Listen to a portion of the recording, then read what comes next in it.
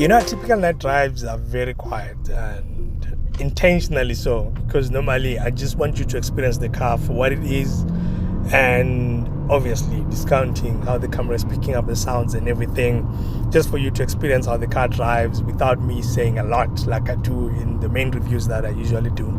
So last week we did a drive in this car, we were experiencing it, and there were some things that I thought, like fuel consumption for example, I thought I can't just talk about them at that time because I felt like it was a little bit too early. I had done just over or just under 200 kilometers with it, and now that I'm over 400, I think it's fair that I can say this is the fuel consumption that I've experienced during the test period.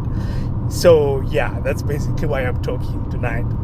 But otherwise, welcome to the channel. It's Iboa, and I appreciate that you're here with me today. Look, I'm going to the garage now because the fuel tank is almost empty, and yeah, we need to obviously refill. But hey, I experienced 9.4 liters to the 100. This car has 51 liter tank, so you're looking at what, just over 500 kilometers, and if you're being very nice to it, probably you'll reach 600. I don't know, maybe 550.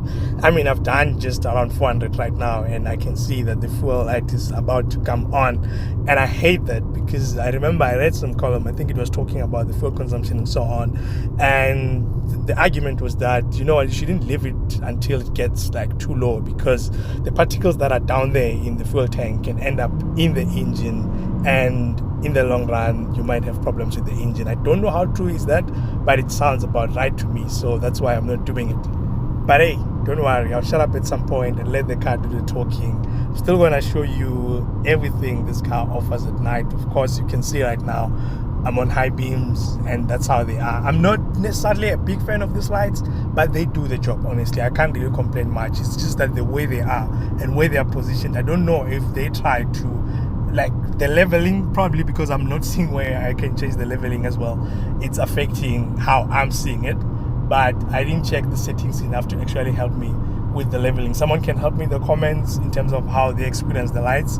For me, they're okay. If I'm just on normal, I don't think I can drive as fast at night, but once you do the high beams, then you can push it because you can really see it. It even shows like on the sides, like in terms of the vision that you're having, it does illuminate enough. Overall, the interior cabin, you've seen it when I was doing the walk around when we started this video. It's quite cool. I mean, the lighting is LED inside. It's just in the boot where it's halogen, but otherwise it doesn't bother me much because there is enough illumination in the cabin as well. But hey, throughout the week with this car, as I was experiencing it, I mean, I've been liberated to say, you know what, I think when we are speaking Chinese cars these days, it's a different feeling altogether, because you have a feeling when you're talking about a car. I mean, when you say German car, you're probably thinking luxury, you're thinking quality. When you're talking Japanese, you relate that with quality, longevity. And now with Chinese, we used to think inferior quality, cheap, whatever that you can think about. But these cars have been shifting this. I mean, since Aval came here in 2017, this has been shifting. And I can say this is one of those cars as well. As much as I complained about some stuff, you should check out the video that I did when we're driving around it. You'll hear everything that I spoke about. Overall, the experience is really saying that, you know what, there is more to come from this brand Omoda. I'm talking with the C9 as well that is still coming. I'm interested to see what that car offers. I mean, the GT as well, the 1.6 engine that is in the Chery Tiggo 8 Pro. I'm excited to see what that is all about. I really want to see what that is all about. But hey, I'm almost at the garage now, and I promise you, when I get out of there, I won't be saying a word. You will just experience this car for what it is and judge for yourself whether you like it or not, with the sounds that you're hearing and so on. We spoke about a lot of stuff in terms of how it drives in the previous video. Go check it out. If you want more details, go check out the walk around video. This is video number 3 on this car. But hey, overall, this car, I think it does justify its asking price, because when I'm thinking about it, starting at around 447,000 rands, and the top spec, which is this one, Elegance S, is at around 510,000 rands. And when I think about the Tiggo 7 Pro, which falls in between these prices, that's where I'm saying I'm not sure if I can pick it, because Tiggo 7 Pro, it's starting at around what, 443,000 for the lowest spec, and then the top spec is around 478,000. They have the same engine, just that this one has more power, 115 kilowatts and 230 newton meters of torque, while Tiggo 7 Pro is sitting at around 108 kilowatts and 210 newton meters of torque. And there's still a GT for this one, which is coming with the same engine that is in the Tiggo 8 Pro, 1.6 liter, that comes in at 145 kilowatts and 290 newton meters of torque. And the GT is coming in at just below 600,000. I think overall the lineup is justifying where it's at. And yeah, I think at the end of the day, it's about whether you love the coupes or the boxy shape. And for me, I'm a boxy guy.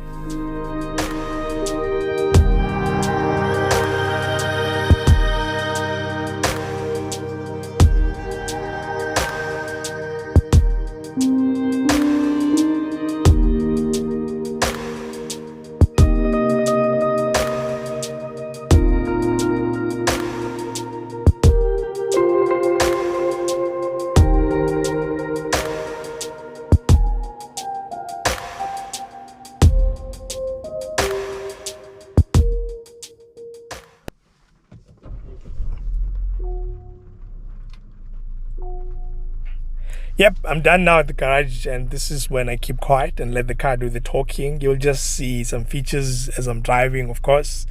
And I hope you enjoy the drive. Thank you so much for being here with me tonight. Really appreciate it. Let's go.